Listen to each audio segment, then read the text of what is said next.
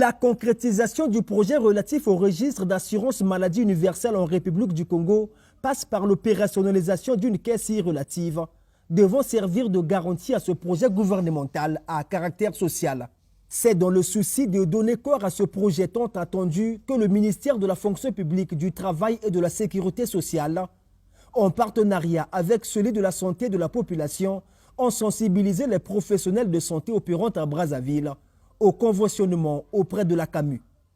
Concrètement, une fois qu'un hôpital va être conventionné auprès de la caisse d'assurance maladie, les assurés de la caisse pourront se présenter auprès de cette caisse avec une carte d'assuré, se faire soigner et le coût de ces soins sera supporté par la caisse d'assurance maladie dans la limite du ticket modérateur.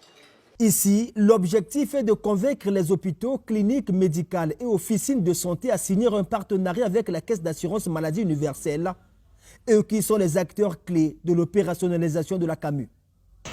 Cet atelier ouvre donc l'une des phases essentielles et déterminantes du processus visant le lancement des activités de la Caisse d'assurance maladie universelle.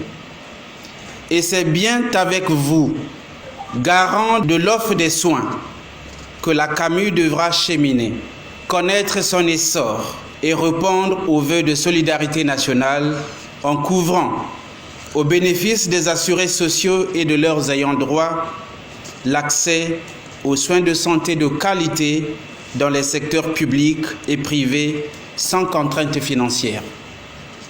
Pour emmener les formations sanitaires à s'intéresser de la caisse, tous les contours de l'assurance ont été expliqués aux participants de cet atelier.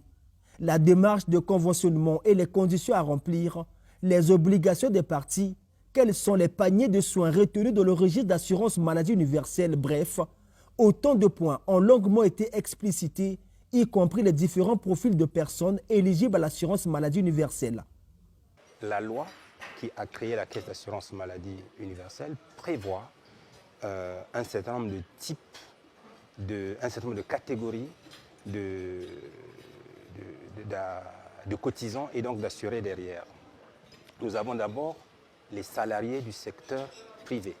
Nous avons les fonctionnaires, les agents de l'État. Ensuite, nous avons les retraités, qu'ils soient les retraités du secteur public ou du secteur privé.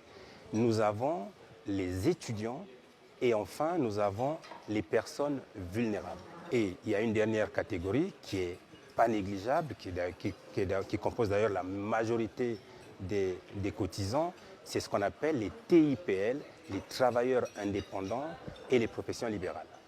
Comme cette dame, la CAMU semble intéresser les formations sanitaires, mais il y a tout de même de quoi s'inquiéter. Le projet est important dans le sens où la CAMU doit en fait respecter ses engagements tout simplement. Dans ce sens-là, je pense que le projet sera important. Parce que la première intention, c'est d'abord de satisfaire la population, dans le sens où tout le monde doit avoir l'assurance maladie. Mais derrière cette première idée, il y a aussi, je pense, le développement de ces structures sanitaires, puisqu'ils auront plus de patients qui viendront. Et ça va naturellement booster l'économie congolaise. Mais seulement, nous avons un souci dans ce sens où nous posons des questions. Si la CAMU va réellement réaliser ce qu'elle a dit. Avec pour devise à assurer sans exclusif, la CAMU, qui est une interface du registre d'assurance maladie universelle, prévoit atteindre 3,7 millions d'assurés à maturation de la caisse.